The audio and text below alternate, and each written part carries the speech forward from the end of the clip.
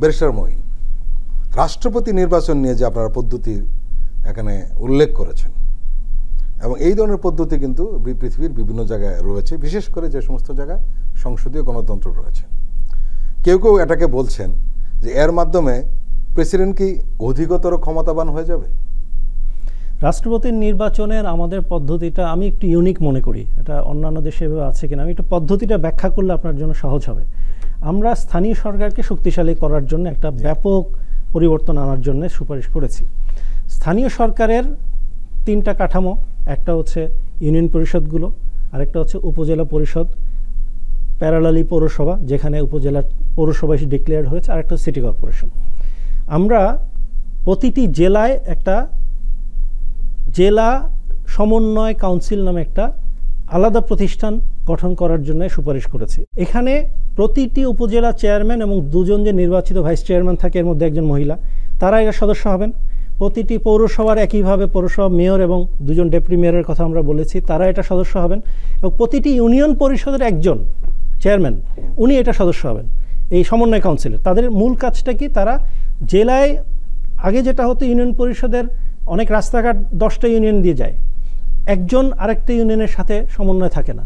আমরা জেলা সমন্বয় কাউন্সিলের মাধ্যমে সমস্ত জেলার যতগুলো স্থানীয় সরকার প্রশাসন আছে তাদের মধ্যে একটা সমন্বয় হবে তাদের কার্যক্রমের এবং অন্যান্য বিষয়ে। ভোটের বিষয়টা রাষ্ট্রপতির ক্ষেত্রে যেটা হবে, এই জেলা সমন্বয় কাউন্সিলের সবাই প্রার্থী, ধরেন 3 জন প্রার্থী আছে রাষ্ট্রপতি প্রার্থী, 3 জন প্রার্থীর মধ্যে তারা নিজেরা ভোটাভুটি করে নির্ধারণ করবে তাদের অঞ্চলে কোন প্রার্থীকে তারা ভোট দিচ্ছেন। যিনি হায়েস্ট ভোট পাবেন, এই হায়েস্ট ভোট যিনি পাবেন তিনি এই পুরো কাউন্সিলের থেকে একটা ভোট কাউন্ট হবে। এইভাবে যদি 64টা উপজেলায় 64টা কাউন্সিল থাকে, জেলা কাউন্সিল থাকে এবং সিটি কর্পোরেশন 12টা আছে, সেই 12টা কাউন্সিল থাকে, এই প্রত্যেকের 12 এবং 64 মিলে একটা একটা করে ভোট হয়ে ওই 505 জন সদস্যের সাথে যোগ হবে। এই সামগ্রিক টোটাল ভোটটা মিলে আমরা রাষ্ট্রপতি নির্বাচনে এই ভোটগুলো কাউন্ট করা হবে। সো এখানে যেমন আগে যেটা হতো নিম্নকক্ষের মাধ্যমে শুধুমাত্র, তখন তো এখন তো নিম্নকক্ষ না, এখন শুধু একটাই সংসদ, শুধুমাত্র একটা সংসদ সদস্যের ভোটে যখন রাষ্ট্রপতি হয়, ইউজুয়ালি যিনি সরকার গঠন করেন তাদের লোকই হয়, মানে ঘোষণা করলে বোঝা যেত যে কে হচ্ছে। এখন নির্বাচন আসলে কাগজে কলমে।